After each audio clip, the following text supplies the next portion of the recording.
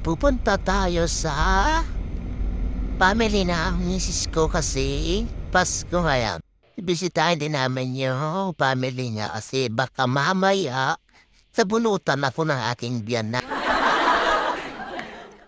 Kasi hindi kami pumunta. So pupunta pala kami ngayon guys sa Cainta. Kasi doon nakatira yung mama ng asawa. Magwi-withdraw muna tayo guys kasi para may budget tayo.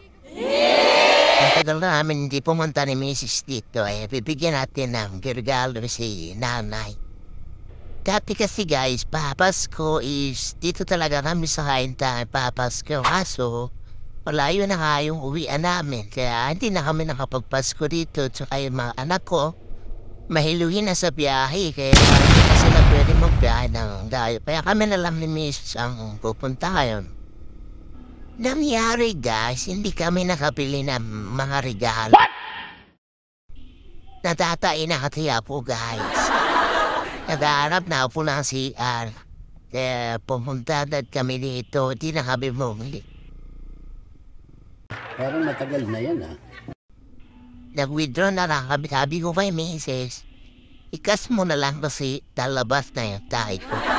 Tapos pagpunta rito guys, hindi na po natay.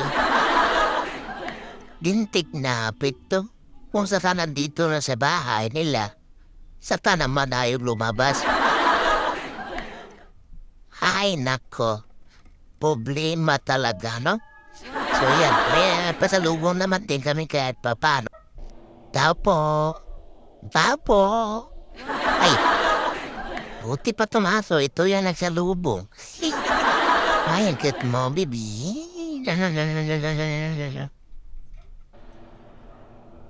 Kaya pala, dito sila lahat sa loob. Na nagsiselfon.